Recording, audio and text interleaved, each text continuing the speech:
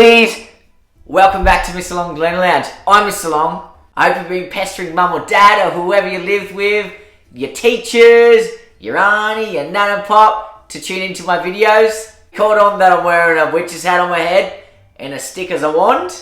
This week's book is super special. It's been sent in all the way from the UK, the land of cup of teas, and it's by Joe Hutchinson.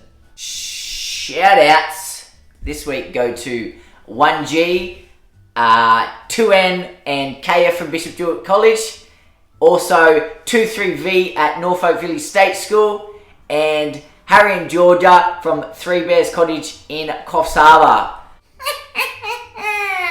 Hold on to your broomstick, guys, because it's about to get real magical in here.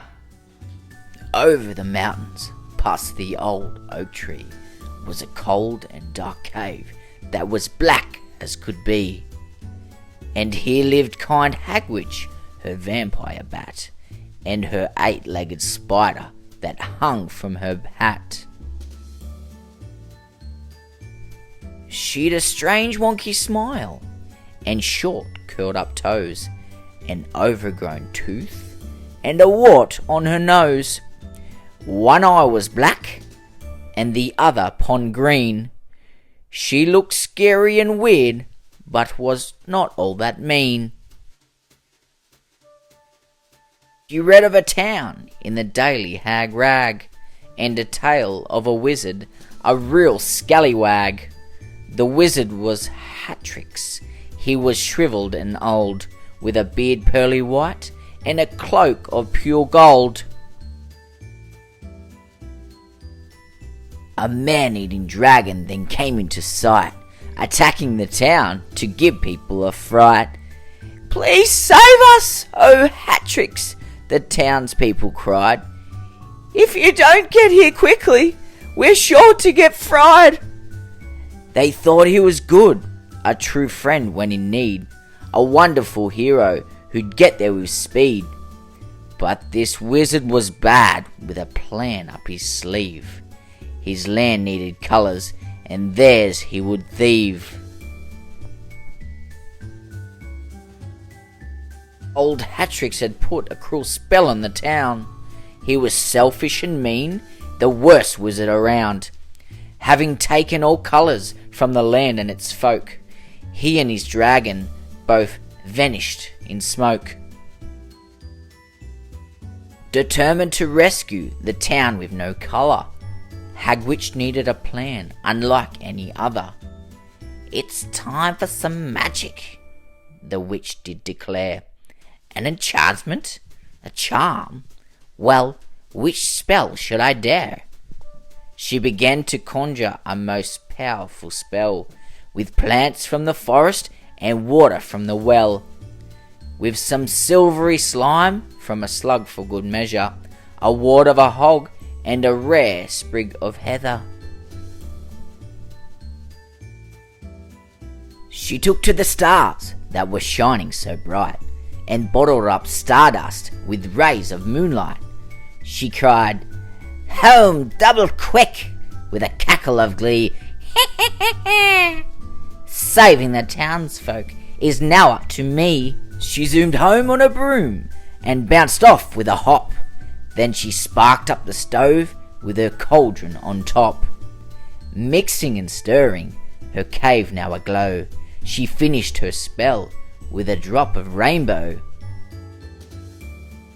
She flew to the town, found a cloud way up high, and injected her potion, a colourful dye.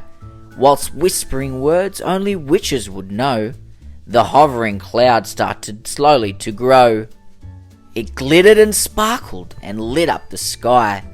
A cascade of all colours burst down from up high, transforming the town to its most beautiful ever, and people thanked Hagwitch for being so clever.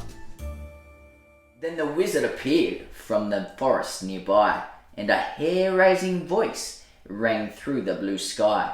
"Stop all this, Hagwitch! I'm the best, it is true.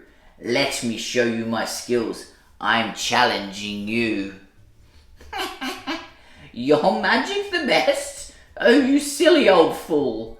Well, I'm not afraid. I am up for a duel.